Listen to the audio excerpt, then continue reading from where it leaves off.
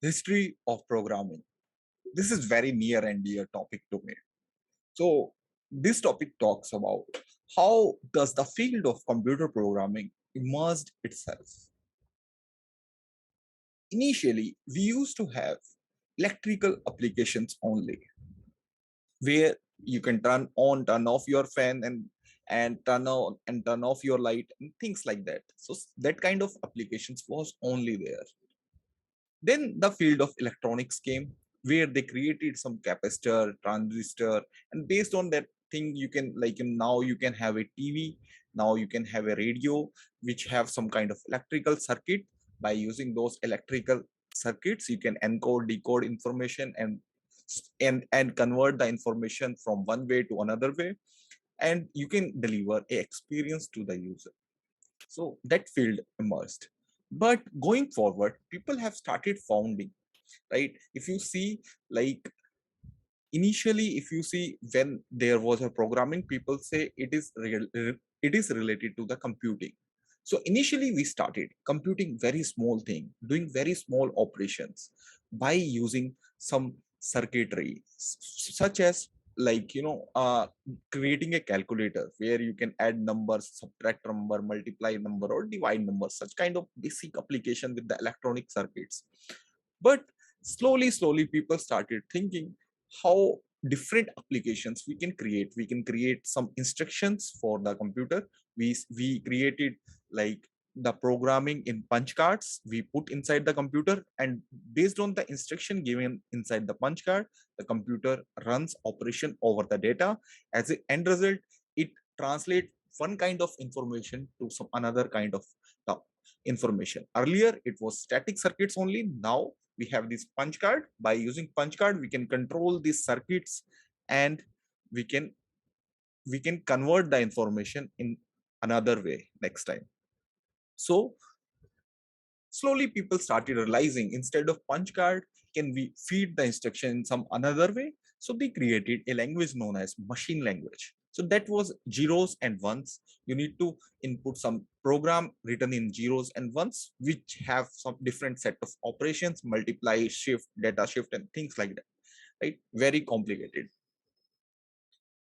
By using that method, it was very complicated to to understand the program, to improve the program, and to learn the program. So they wanted to simplify it. So they created assembly language for it. As in case of assembly language, for example, let us say for add, in binary language, you used to say 1001. Now you can just write add, and there is a program which convert this instruction add into 1001. So that program is known as assembler. So we created assembler, which translate the assembly language to the binary language. So now we went to another level. Now it become little more easier for us to write the program, but still it was complicated. And for the years, programmer was looking for some another solution. The solution like this, by which if we communicate to the computer, that language should be more near to the human language. So we invented languages like basics that had more operations the as compared to the assembly language. So we emerged with the programming languages like basic. Still it was really complicated.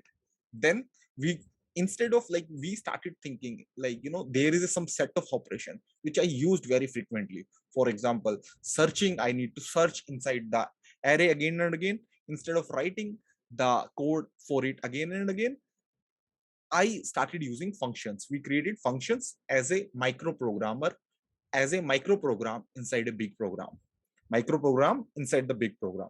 So now life become little more easy. And we have also introduced the way by which you can divide the program into different files and include those files by using the header file.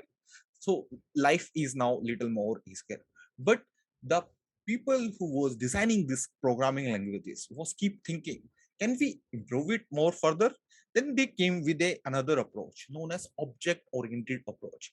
Now instead of thinking the program in case of files and functions, we started thinking like real world object, because mapping because mapping a thing from the real world is easier for us.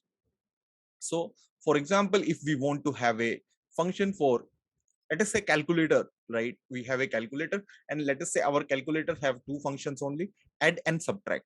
Now what we need, we have a calculator object which looks like a real world object to me. Now there are two functions, one is add and subtract. Now whenever I need calculator, I include the calculator and do these calculations. So such kind of things, for example, car is there, book is there.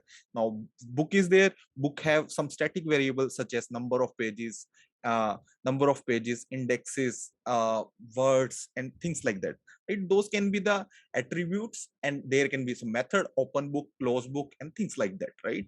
So we started thinking like this. So that was the object oriented approach that helped us to visualize more and create more better programs. These days people use mix of functional approach and object oriented approach, but you should know the basic concept of both of this, functional approach and object oriented approach. As a software developer inside your career, these things will be very helpful to you. Let me summarize the discussion which we have done. The first thing is, initially we had static, hard coded computer, right? Where a logic is given. Old time TVs and mobile was, old time TVs and radios are like that. There was a circuitry inside it, and based on that circuitry, it do some translation of the information, and that information is given to the end user. Those computers was known as hard coded computers. After that, we thought, can we program it based on our need? Then we created some language to communicate to the computer. That language was machine language or binary language.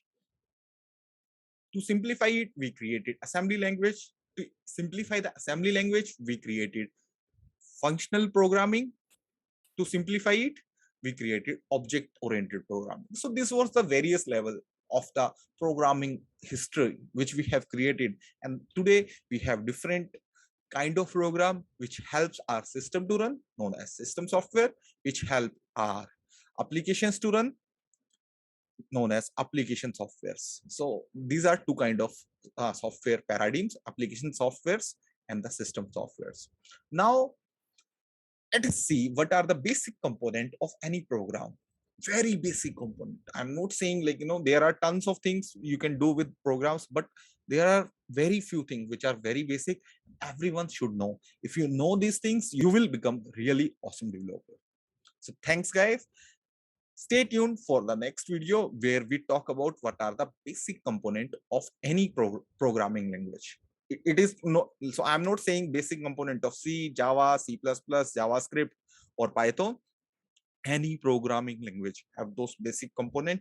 If you understand those basic component, rest is, everything is logical, right? And everything is structural. You understand those structural from one paradigm of one language to another paradigm of another language, and rest remains the same.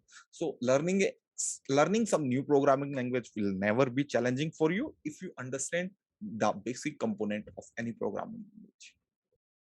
I am really thankful to those people who have watched the video till the end. And I want to share and pass these messages to each and every person who have that intention to become a software development engineer. I am doing my best to make this information available to as much more people as I can. But I need some help from you. If you like this video and you think inside your circle there is some person who can also utilize this information, please help me to reach to that person, and please share this video. Thank you.